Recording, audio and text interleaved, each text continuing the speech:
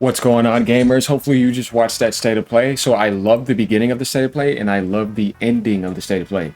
Between, it was like what Sony would usually do with mass marketing for third party, have some really good unique games show up too, like that one game that kind of looks like Jet Set combined. And they announced Until Dawn 2 is a single player exclusive, and a new God of War, which looks absolutely amazing over time and gets better and better at the end. Corey Borlaug's directing that, by the way. That looked absolutely amazing. Other than that, it was a solid state of play because you came with a strong finish and a strong end, and you dropped Until Dawn 2, and you showed another exclusive you have. And you know, Animusha looks good too. The demo's out for that if you guys did not know. And by the way, guys, I appreciate all the support you've been giving me. As I told you, lost my brother yesterday, but I'm definitely handling this like a tank. Had to do my workouts, everything. Got to keep pushing through and being strong. Make sure if you got one to, you know, spending time with them if you can.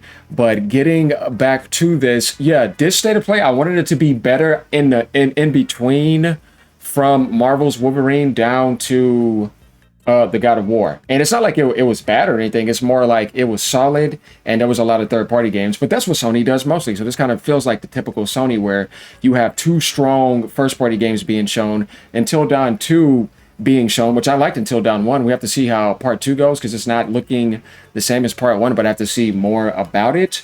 But it looks like it could probably be something interesting, right?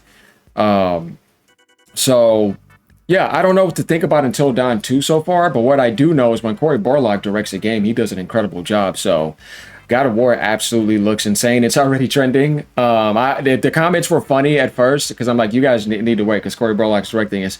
And then as you keep watching more and more, you kind of realize she's not something that's fitted in. No, Freya, well, not Freya. When I said Faye is literally a part of Kratos's heart. You know what I mean? He's literally a part of her world. So the way he showed her off towards the end too, fighting that boss, that was absolutely amazing.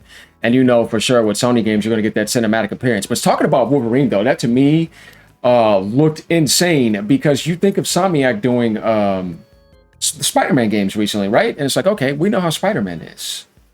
Right? We know how Sunset Overdrive is. They went to the next mature level with Wolverine.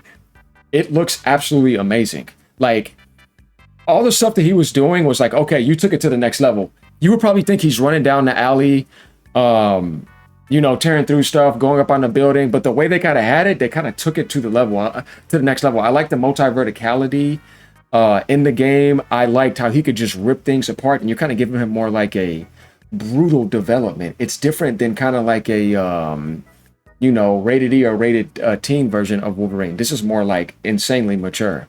I mean, he's tearing through stuff like Kratos. You know what I mean? So it's like, finally we get some X-Men action, and we saw Jean show up on the scenes as well too. So I'm very excited for this game because they showed a lot, so we can get a more impact on, you know, how you're going to feel about it, what it's going to be, you know, how it's going to play. They showed a lot of gameplay for it, so I think this game is going to be excellent. And just like Spider-Man, it's going to sell over 10 million easily, 15 million probably. Sony's doing a good job with Marvel. They also showed off their fighting game, but we kind of get an idea about Marvel's Tokon. Honestly, I'm not excited for that game, but I know that there's always been fans that have been hungry for a Marvel vs. Capcom. So, yeah, you're going to be getting that. I want you guys to let me know what you actually think about this state of play as well. Like I said, I enjoyed Wolverine, but we had a feeling that Insomniac was going to pull it through, right? And then I definitely enjoyed the God of War at the end. But I kind of think that that would have been obvious if you figured that Corey Borlaug was directing. It's like, okay, this is something that I expect. But I didn't know how he was going to direct her, like how it was going to turn out. And at the beginning, you're like, okay, how is this going to end up turning out? And as more time passed, you saw that it was just mind-blowing. Other games in between, like I said, I'm not really moved that much. Marathon Season 2, I don't care. Like, I don't know what it is, but I kind of feel like that's the 360 era that I'm feeling with the early PS4 era. And maybe games like this will work better or earlier in the PS5 gen. But it's hard for these type of games to survive on the market now. Even games that are really good, they end up dying off, like Arc Raiders, all of them. And it's like, it's not that these games are bad. The new Battlefield was actually good. But you want to know what? It's tough now to have these type of games that...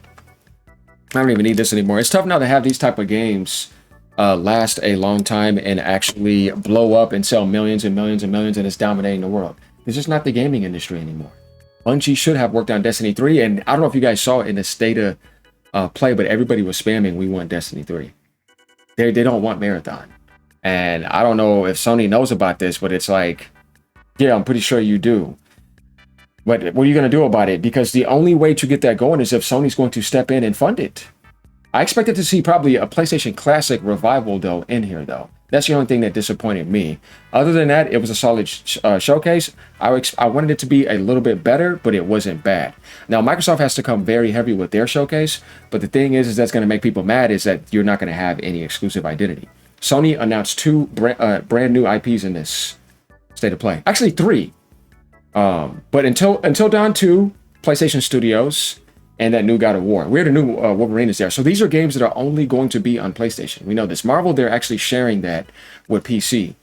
And whatever that other game was, I forgot the name of it, but I think you guys know what I'm talking about. It looks like it could be innovative and cool, and it's coming out next year.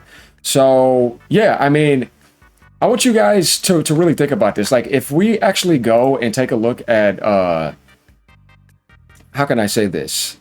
What Sony showed, it's still a lot of third party. Phantom Blade 2, I mean, that game's going to be excellent. But my thing about Phantom Blade, I just want to tell you something. That's not coming to Xbox. So if you don't have a PC, you're going to be missing out on that game. That's a game that I think is going to be absolutely incredible.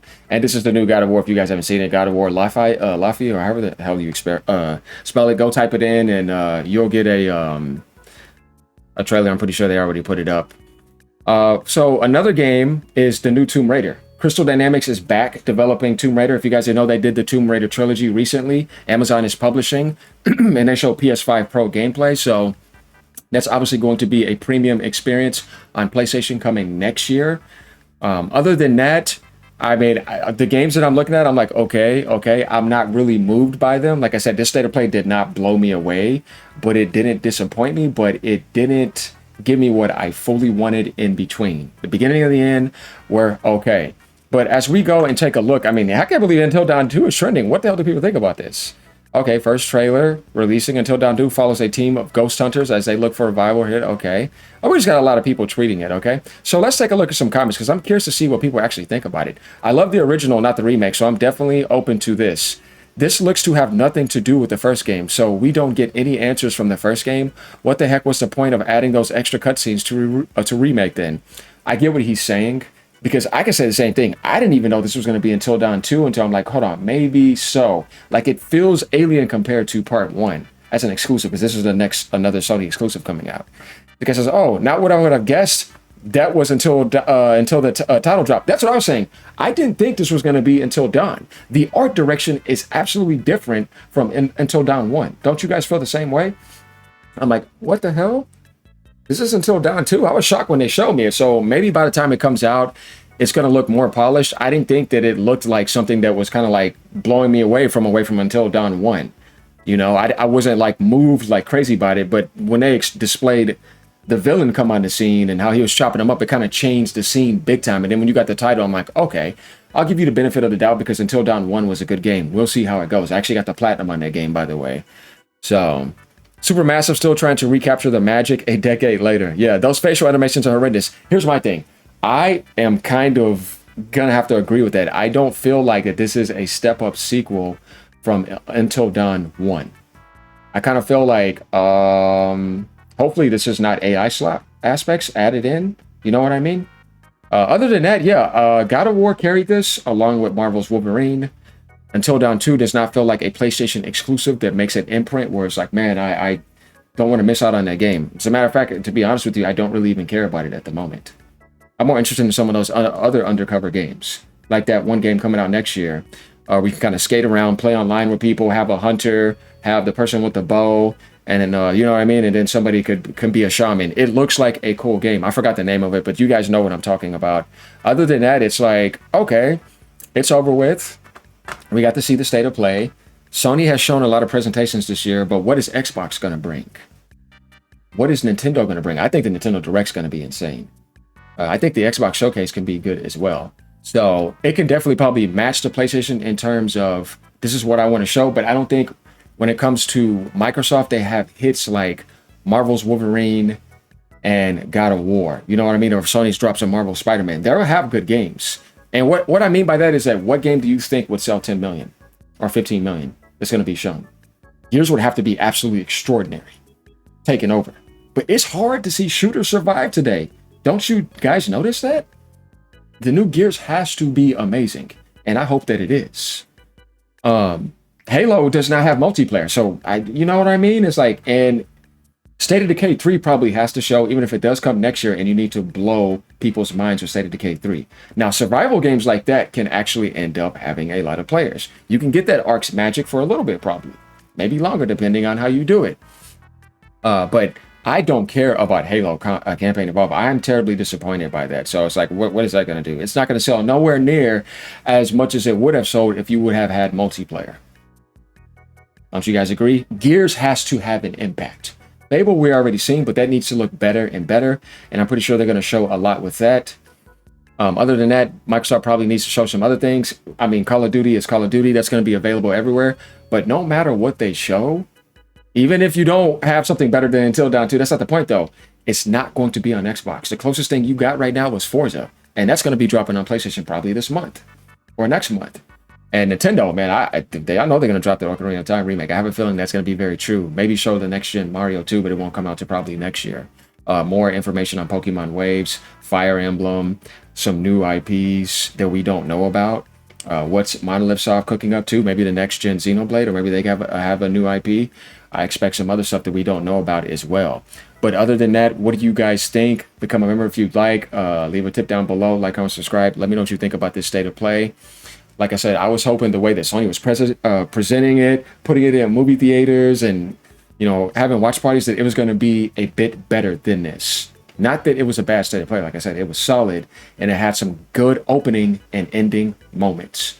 Though I know no matter what, when it comes to what Corey wants to display with her being the protagonist, we know how it is with Sony when it comes to female protagonists. And when it comes to the PC gamer crowd, when it comes to politics and that type of stuff, expect that to actually be there. I already saw high Karen comments, which I thought was kind of funny. But yeah, other than that, the game looked excellent. You know what I mean? If it's a good game, it's a good game. Look at Bayonetta. You know what I mean? It's like, yeah, you know what I mean? Look at Stellar Blade. Look at Nier Automata. Who cares if the game is good? So let me know what you guys think.